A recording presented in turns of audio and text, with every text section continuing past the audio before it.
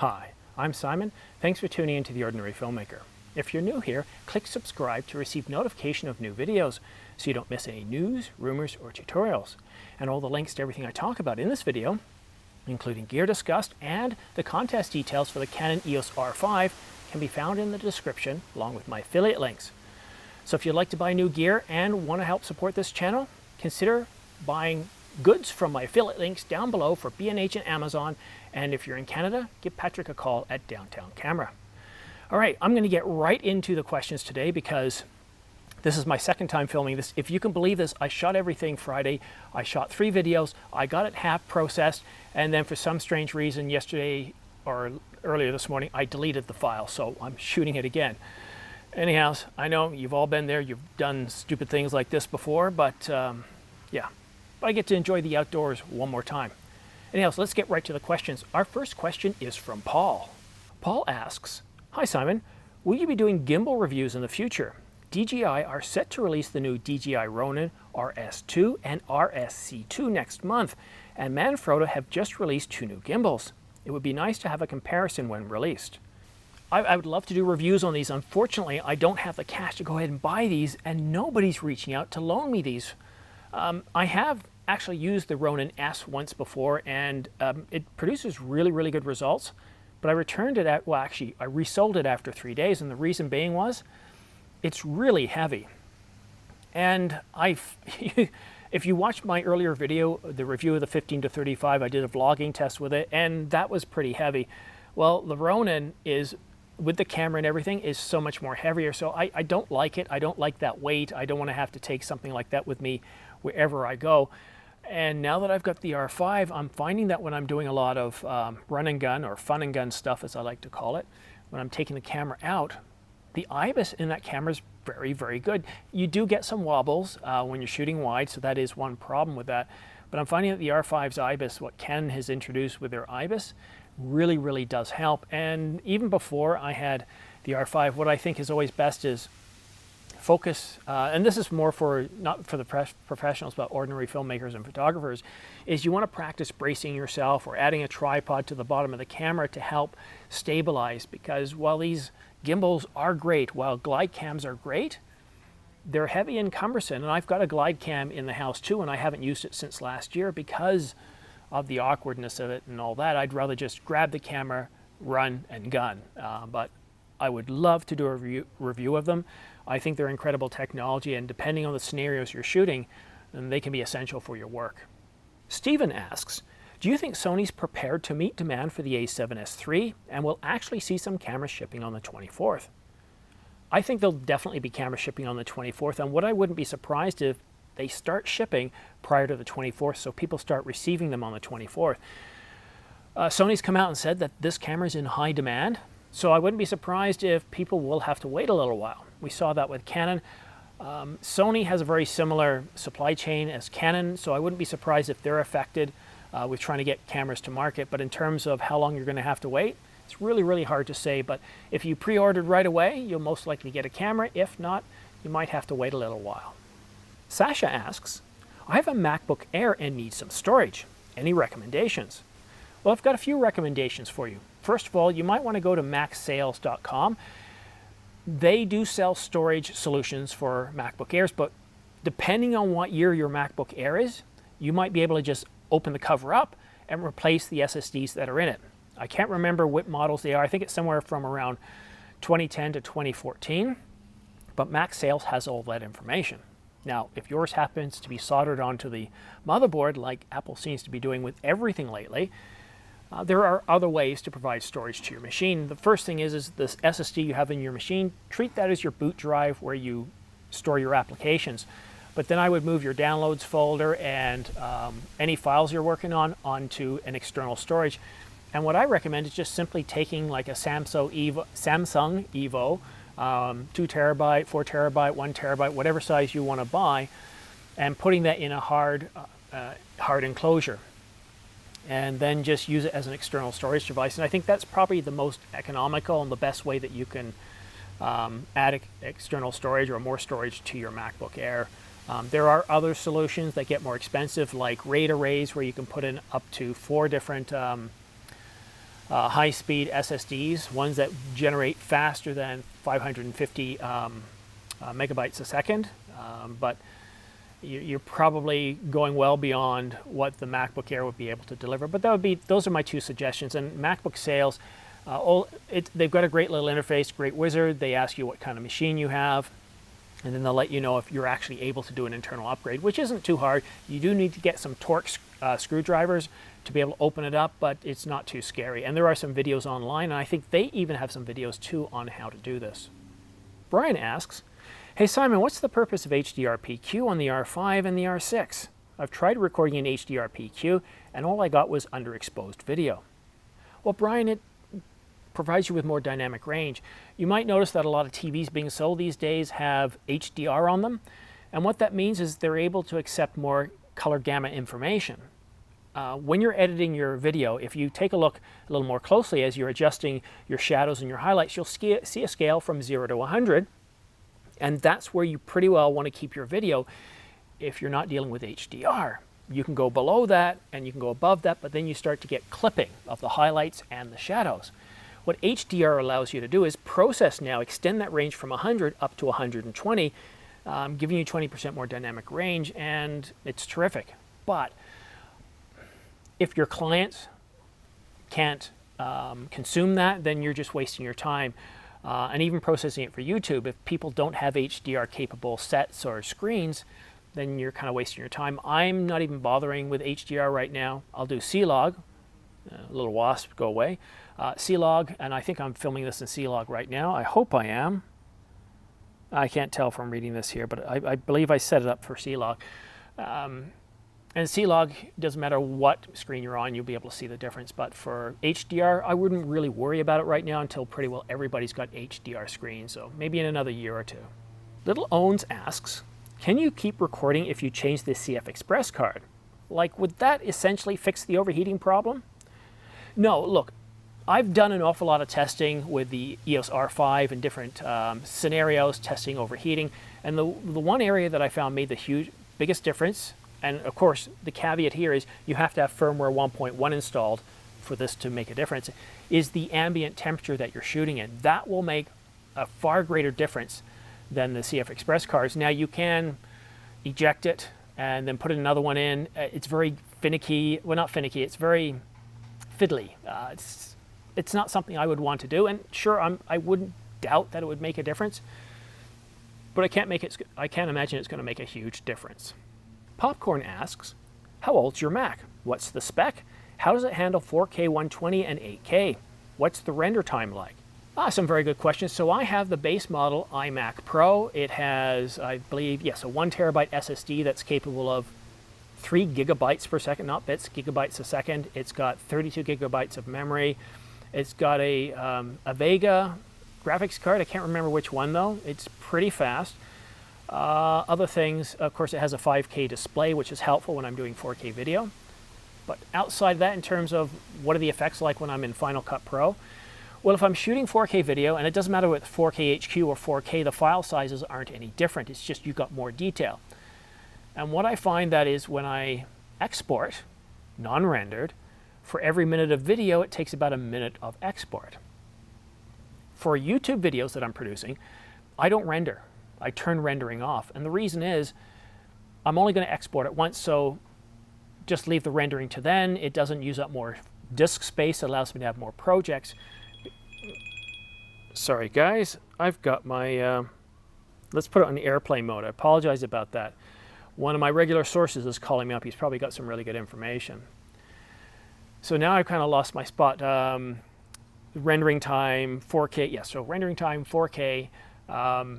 And here's the thing. Some people will tell you you shouldn't render, turn it off. Other people say, yes, you should. And the answer is yes and no. It really depends on what your workflow is. If you're producing videos like me for YouTube, once you produce them, you're done with them, well, or you archive them, then turn off rendering. You're going to save more space. You're going to save a little bit of time. But if you're working on projects that span weeks or months, and you're going to export it multiple times, then you want to render those on the fly, because if you don't, every time you export, it's going to render it again, so you save time in the long run. Now, in terms of 8K and 4K 120, Well, 4K 120 isn't a problem because what happens when I bring it into the timeline, it brings it down to 4K 30. So it's not an issue. But with the 8K, yeah, it slows my system right down to, slows it down big time. I convert it into ProRes before I bring the 8K video in, and then once I've got it in the machine, if I let Final Cut Pro render, it's smooth. It doesn't drop frames. I can put in effects, no problem. But here's the issue with that popcorn.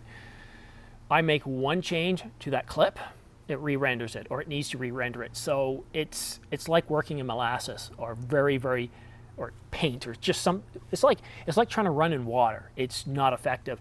If you're gonna edit 8K, I think for most people, you wanna use proxy files. It's pretty well the only way to fly.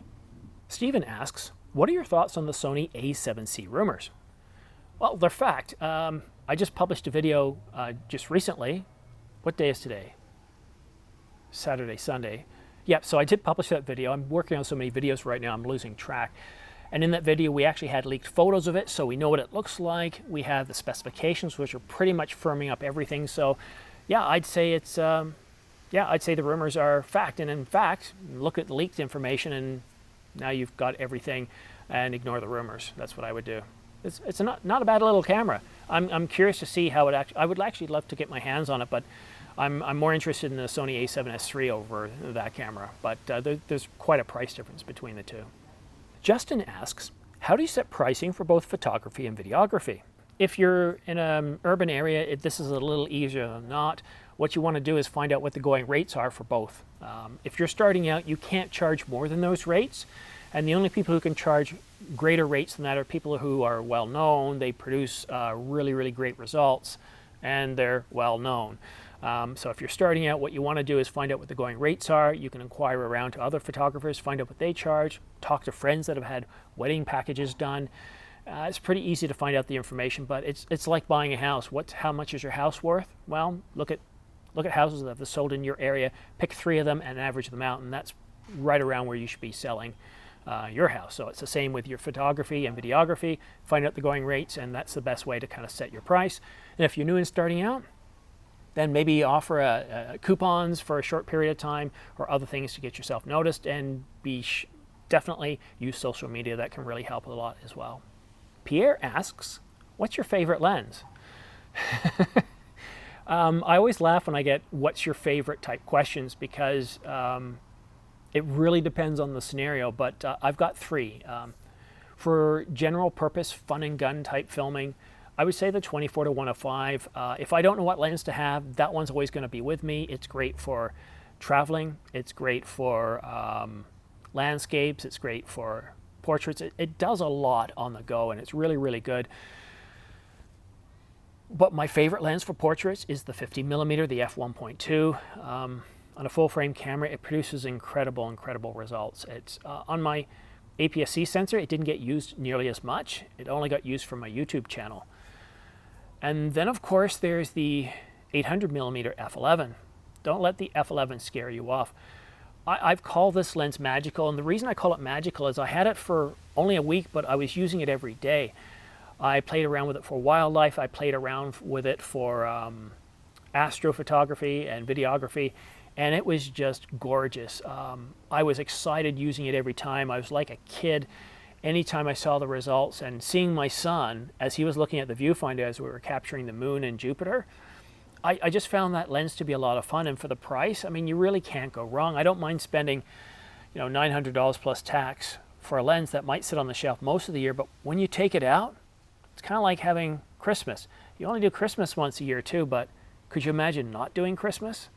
And that's one of the reasons why I consider it to be magical. But, with the exception of the 800mm, those other 2 lenses, if you're shooting outside, you want a variable ND filter. It makes a huge, huge difference. And that's why I'm shooting right now. I can see down here, I'm shooting C-Log 1/60th of a second with f1.2.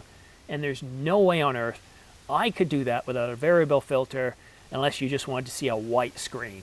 And that's it. So, yeah, those are kind of my 3 favorite lenses. At least they are right now. Juan asks, hey there, I was wondering what you'd say to a wedding videographer who is somewhat invested in Canon glass and is wanting to upgrade to provide clients with 4K video. Should he or she get a new Canon camera or switch systems entirely to a reliable Sony a7S III. Well, one, if you've already got a bunch of Canon glass, I'm going to assume that you've already got a Canon body. For photos, for stills, I think keep your Canon stuff. It's going to work perfectly fine for you. But then consider getting the a7S III and using that primarily for video. These two cameras are not identical. They're not direct competitors of each other. And why does this thing keep sounding off even though I've set it to airplane mode? Let's see if I can just completely shut it off. Yeah, now I'm in a theater. Let's try that. Sorry about that, guys. Yeah, so going back to the two different camera thing, if you've already invested in glass, you have a body, and it's probably more than capable enough of giving you the stills you need. The a7S III isn't going to deliver stills the same level as what Canon's going to offer. But the R5 in high heat isn't, at least right now, I mean that could change. We only just got firmware 1.1 a little while ago, but since I've been testing with it in lower temperatures, I've been able to get easily an hour of recording time, and I haven't been able to push it in heat yet because it hasn't been hot here. Those record times that you're seeing an estimate of when it says 5 minutes, I've been able to shoot an hour when it said 5 minutes, so I have trouble understanding how much time can elapse. But I understand if you're out on a job, you don't want to be wondering whether you've got time or not. You get the a7S III, that's purely for video, you use your Canon stuff for photos, and then you've got the best of both worlds. Now, if you don't have any camera you're looking at getting into this, the same thing applies. The a7S III is terrific for video, but it's not going to compete with a Canon when it comes to stills. With that 12 megapixel sensor, are you going to get everything you need? I wouldn't want to bet on it. But you know, it's like any business. There's a certain amount of investment you need to invest, or a certain amount of money you need to invest to be able to deliver the results that you want to your clients. But as far as delivering 4K, I would have it as an option. I think most clients still today, well, they like the idea of 4K. They don't have anything to play it on. So the TVs can deliver 4K, but then how do they get it to the TV? So there's that too. I think a lot of people still want 1080. Shrijan asks, when will we see global shutter mechanisms in mirrorless cameras?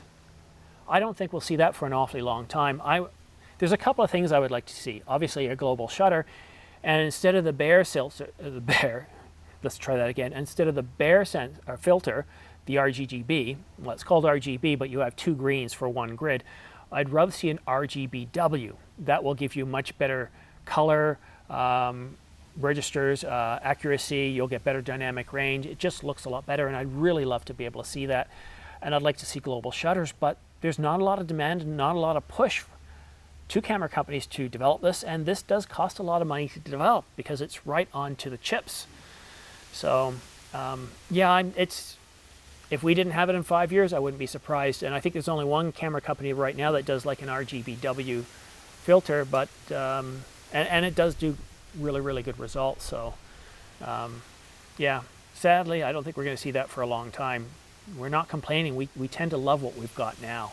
Brian asks, do you think that the R6 should receive aperture priority and shutter speed priority mode for movie recording? Even the $1,800 EOS R has those modes. Okay, I got to sit back in the chair for this one.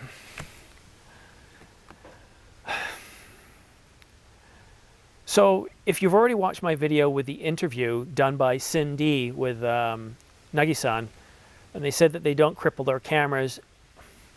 So let's use a different term. They segment their cameras. And I really don't understand why they do this, they'll have, for example, let's talk about all eye. 70D had it, 80D had it, 90D, no. EOS RP, no. EOS R, yes. R6, no. R5, yes. Like, why? For video shooters, it's something we really, really want. It makes a difference in editing, in color balancing. So I don't know why they're taking it away from us. And as far as aperture priority and shutter speed priority, I know that's part of what they're doing to segment. You know, here you get the R5, you get more, but you already gave it to us in the R. So if we have the R and you're trying to get us to buy the R6, we see it as you taking something away from us. And Brian, I think that's really frustrating. I didn't even bother to check that. I couldn't imagine that they were going to take it away from us, but I didn't expect they would take away all eye as well. I also didn't expect that they would take away 24 frames per second. So I don't know, somebody in that organization is making decisions, and I don't think they're very well clearly thought out. I do believe it is in some way to segment the cameras, but I'm at a loss. If I was to interview Canon, I would ask them directly about all-eye and things like 24 frames per second. I'd want to know why this happens. What is it about their decision-making process that allows things like this that are needed by video makers to be taken out? So yeah, I'm really surprised as well. So it looks like we have some deck building again, but I'm going to assume that this guy here is going to do a good job of allowing you to hear me, and then this just becomes a test of the Tascam mic system. How about that? We're testing the Tascam mic. All right, let's go on to the next question. Jackson Law asks, since most of the news are about the R5, but the R6 is still a great camera, what do you think Canon should do to increase the R6 popularity for professionals? You got two segments. You got the stills group and you've got the video group. For the stills group, I don't think they have to do anything. I think as far as stills go, they've got a huge winner on their hand. I don't see the cripple hammer at all touching that camera when it comes to the still side. But when it comes to the video side, I see not being able to deliver 4K 30 without overheating is a bit of a handicap, and not having those or being able to get rid of the record limit would help. So I'd see that as a bit of an issue for the R6. That's one of the reasons why I decided to stick with the R5, even though the R6 looked great, no all-eye, overheat in 4K 30, whereas in the EOS R5, I can shoot almost endlessly in 4K HQ outside of the summer months of July and August. And even in the high heat, I can shoot in 4K 30 unlimited. The R6 should be able to do that too. I can't fathom why it is unable to do it. It just boggles the mind. So I don't think professionals are going to touch the R6 for video. I think the R6 is a great stills camera. The R5 though, I think we're going to see more and more reviews turning around, looking at the R5 more favorably, with the exception of people that live in hot and humid areas. I don't think that's going to be a great camera for a video. I think you're pretty much going to have to invest in the a7S III for those environments. The R5 isn't going to cut it for you. But as a stills camera, no, I think professionally the stills camera is terrific. They still need to work out a few more bugs, massage it a little bit, but I think by the time Christmas rolls around, the R5 and the R6 are going to be pretty close to what the final product is. We're not going to see too many more enhancements past then, and most of the bugs should be worked out. Ron asks, hi, do you think the Panasonic S5 is a direct competitor to the Canon R6 or the Sony a7S III? If you haven't invested in Canon glass and just starting out, would you consider a Panasonic S5? No, definitely not. And if I was just a stills photographer, that's kind of redundant. If I was just shooting stills, I still wouldn't, because this is how I'd look at it. I'd identify all the capabilities I want, and then I would look at the video side and say, you know, is this a tool that I want to use in a few years? And I would always say, well, yeah, I don't want to eliminate that as an opportunity. And the whole reason that turns me off the Panasonic is the autofocus system. Depth from defocus, I can't even say it now. The DFD autofocus system just is not reliable or trustworthy for video, and that would put me off it. Now, if you have no need to go into video at all, and you know that stills is the only place you want to operate, then I think the Panasonics produce great cameras. And despite my complete and utter bewilderment as to why Panasonic is still beating down their depth from defocus autofocus system when their earnings are not doing well, and while pretty well everybody's saying, yeah, it's not reliable, but they still keep saying it's getting better. But that's kind of like a snowball's chance in hell of having a chance of surviving. Sure, it can put on a coat, sure, it can have a fridge close by, an air conditioner, but it's not going to survive in hell. And no matter what they seem to be doing, the autofocus is not being reliable, unless, of course, you move to manual. And if you shoot in manual, then it's fine. But this is the channel for the ordinary filmmaker, and for ordinary folks, an autofocus system that works really, really well all the time is something that really matters. And so for me personally, no, I wouldn't touch any of the Panasonics. But for a studio camera for YouTube, I think they're more than fine. I would shoot on manual. But for any sort of fun and gun stuff, no, I wouldn't touch them. And I don't mean to be tough on Panasonic. They're a brilliant company. They produce brilliantly amazing cameras.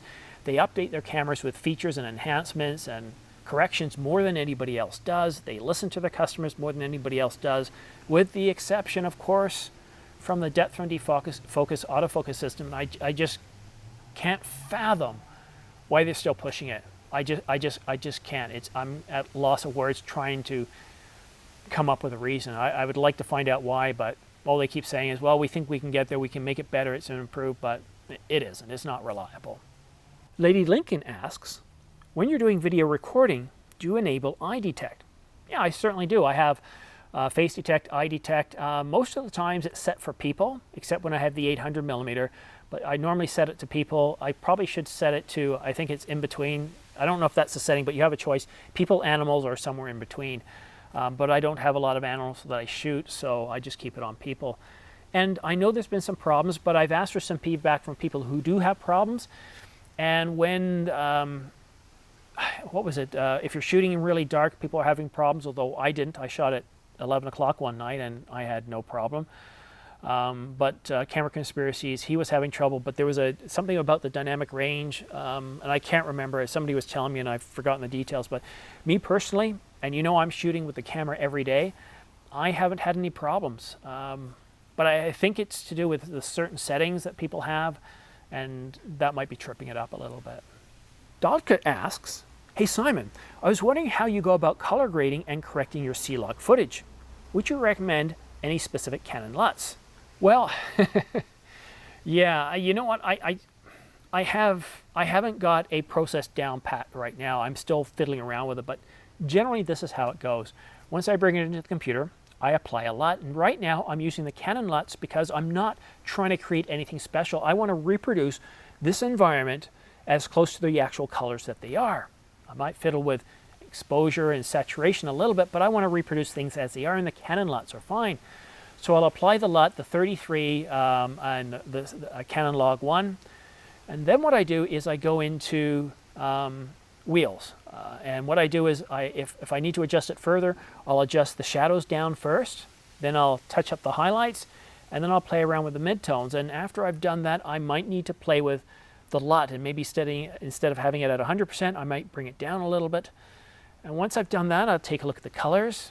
All right, maybe the color temperature is off. Even though I always shoot with 5200 degrees, and I've got a light on me right now that's 5200, and the basement is 5200, I like to play around with it. Don't enter in a number, just take your temperature and just move it one way until it looks not so good, and look at the number, move it the other way until it's not so good, and look at the number, and then try to find something in between, and what you might find is that is perfect.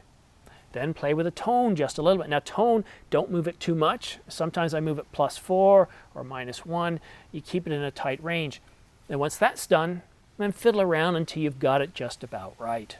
Frosty asks, can you discuss synchronizing audio from a digital recorder and the advantages of scratch audio tracks? Guys, here's a quick definition of a scratch track. And this here is really for music, but the same thing applies to audio. Instead of talking about instruments, we're going to talk about different vocal tracks or different microphones. So what a scratch track is a rough playthrough of a song or a section of a song that acts as a guide when recording other instruments. And that's the real key here. So I'm recording audio from my R5. I've got the Tascam here. It's recording down there, but I have to synchronize them. And this is really easy to do. Now, normally you're supposed to do a clap like that, so that way the computer can easily find a point to sync in, but it doesn't really need to. You really don't need to do that. The computer can very easily synchronize the two tracks. But if you end up having to do it manually, having a clap or a part of the audio where it's very distinct allows you to line them up manually, and it's not hard. It takes a little while, but no more than about 30 seconds. But here's how I use it. This here gives me great clear audio, even when they're sawing next door, which is probably only about 50 feet away. The wind going through the trees sounds a bit like a hiss, but my audio is really clear. What the R5 allows me to do is it captures a more broader range sound, so unless the wind is really bad, it can take that narrow sound I have and broaden it a bit more. But what I do, and that's really the scratch track that's in the R5, I drop the dB down to somewhere between -6 and -7. And if I don't have air conditioners going or fans or saw blades over there, then this helps create a more full sound. So that's why I like recording with multiple audio tracks. The other advantage of multiple audio tracks is if the battery dies on this guy, for example, then I've got a backup, and I can choose to use the backup that's in the R5. Tony Northrup did that once. He recorded a video in the in-camera mic in a very echoey room, and it was terrible. But Tony kept it, and what he did is he tried to use B-roll and voiceover to deal with most of the video, so you have more options. Rumor Has It asks, have you discovered any surprises since using the R5? Any small details that can give unexpected delight? Well, I'll say this, coming from a 70D, an ordinary filmmaker, moving up to the R5 is kind of like a three-legged country dog going into the city.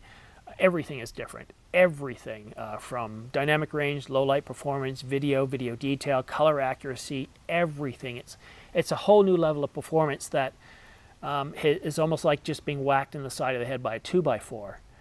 Just astonishing. The detail I get in my videos now shooting 4K HQ is incredible. The color accuracy is good. The autofocus is bang on, locking onto my eyes, whether it be stills or video. I can shoot with, I don't know why I keep looking down here, I know what I'm shooting at. I can shoot f1.2 from 5 feet away and not have to worry about the focus messing up on me, and that's a huge benefit. Other things, the speed of the storage cards. I complain about the price of CF Express cards, but when you want to move an hour of 4K video off your camera and you're not shooting with a Ninja, and that's another great reason to shoot with an external recorder in a situation like this. But that CF Express card moves it off so much quicker. I've got redundancy, so when I shoot stills, it goes to both cards, which is very handy. I keep card 2 as my backup for all photos. I rarely format that, and I'm free to format the card number 1. Although you really should be careful that if you have any projects on the go, you don't format the card without making sure you offloaded the video. Yeah, that's why I'm recording this a second time. Other things.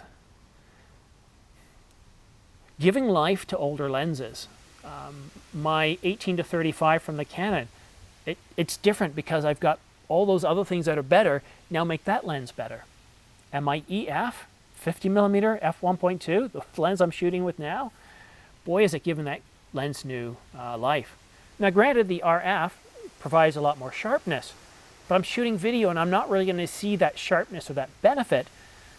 And if I sold this, I might get maybe $800 for it, and then spend another, what, $3,000 Canadian on the RF version?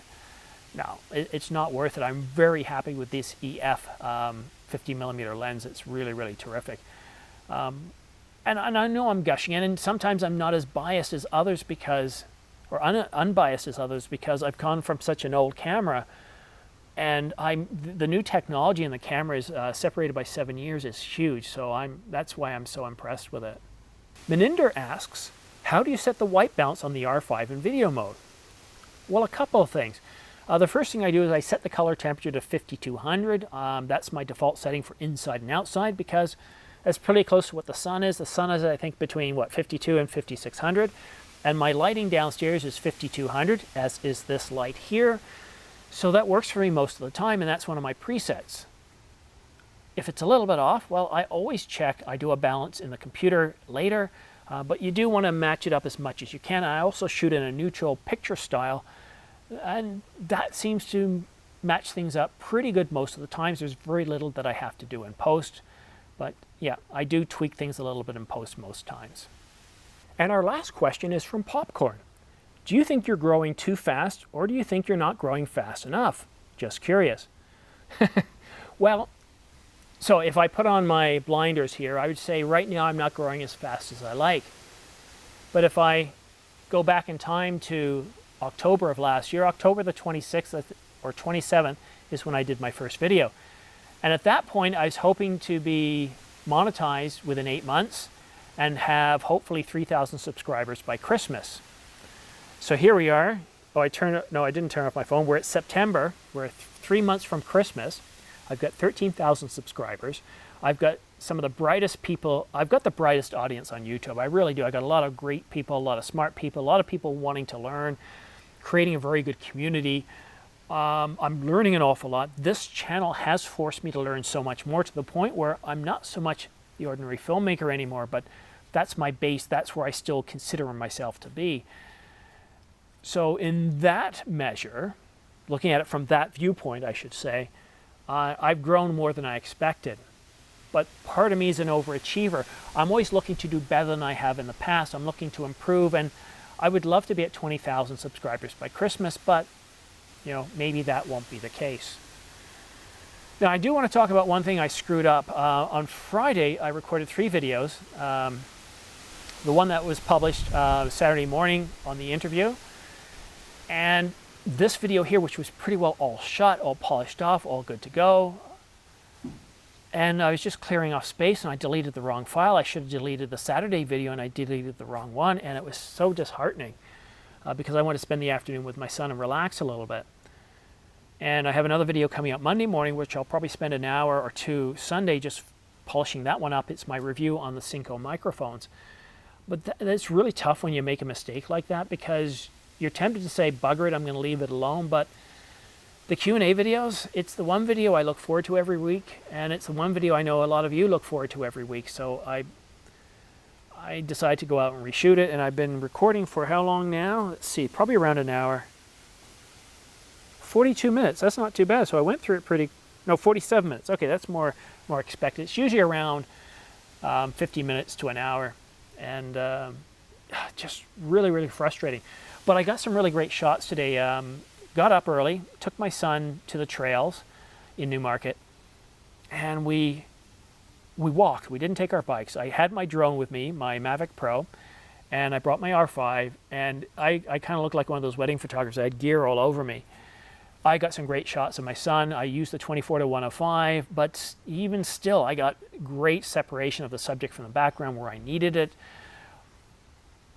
But I caught the train as well. My son loves the train, and I used the drone. I could hear the horn, and because it was going north, I knew I had about 5 minutes to get set up, so I quickly set up everything on the ground, got ready to take off, and I was down to 37% battery life. But since I was only basically going up about 26 meters, 22 meters, I knew I was okay, and then the train started to come, and I shot it in log too.